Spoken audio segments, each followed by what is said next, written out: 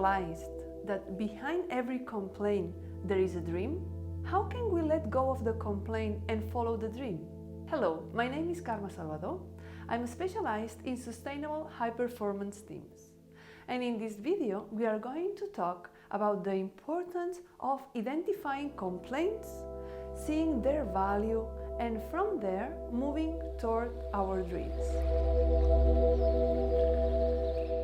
We live in a society that is full of complainers and criticizers.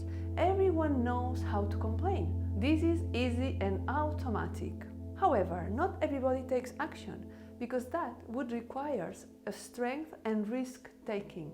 It's much easier to complain from a place of superiority and do nothing about it. When we don't like something, whether a behavior or a situation or a fact, we tend to complain about it. It's our natural way to react. The emotion of disagreement is theoretically designed to bring action and change to the situation. So there is value in complaining because it's the first step toward changing something. The problem is when we keep complaining without taking action. What happens then is that instead of changing the situation, we bring negativity, gridlock, and suffering for ourselves and for others. We tend to stay in complaint mode for three main reasons. One, complaint has become a habit, making us feel superior and therefore feel better. Two, there is pleasure in complaining because the implicit message is that the other person or situation is wrong and I am right. And three, while we are complaining, we are not taking responsibility and we can comfortably wait for someone else to take action. In a way, just complaining is an immature behavior that keeps us in our comfort zone. We can complain about the weather, or how inefficient other people are, or how much work we have. So here is a new twist. Think about what a dream might be behind the complaint. What is the good intention hidden in it? Once you are ready to stop complaining and do something about it, you will feel the powerful energy that comes to you. The more you stop complaining and begin taking action, the easier it will become. And how about when the complaint comes from another person or from others? First of all, sometimes we need to complain, to stay in that space of criticizing and doing nothing, to vent our disappointment or frustration.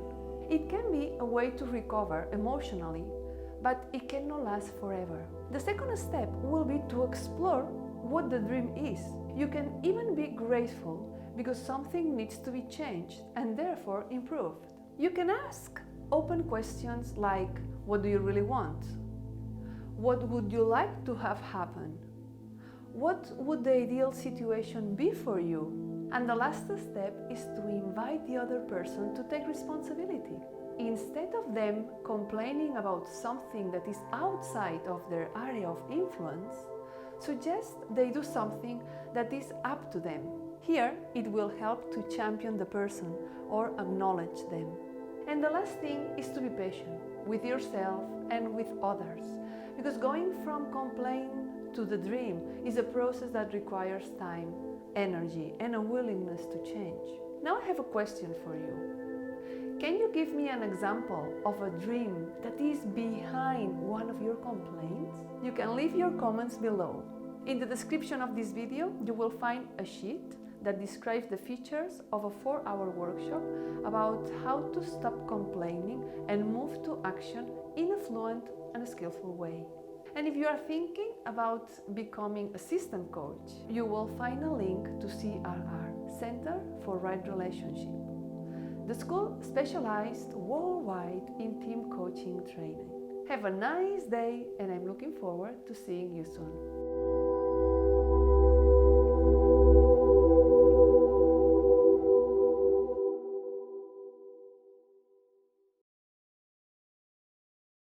Step number 4.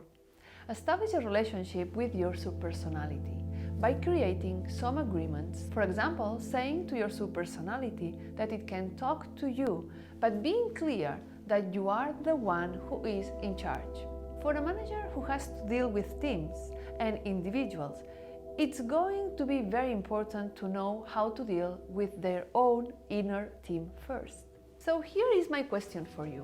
What subpersonality you don't normally bring to work? Feel free to leave your comments below. In the description of this video, you will find a sheet that describes the features of a 4-hour workshop about how to manage your inside team in an effective and productive way. If you are thinking about becoming a systems coach, you'll find a link to CRR, Center for Right Relationship. The school specialized worldwide in team coaching training. Looking forward to seeing you soon.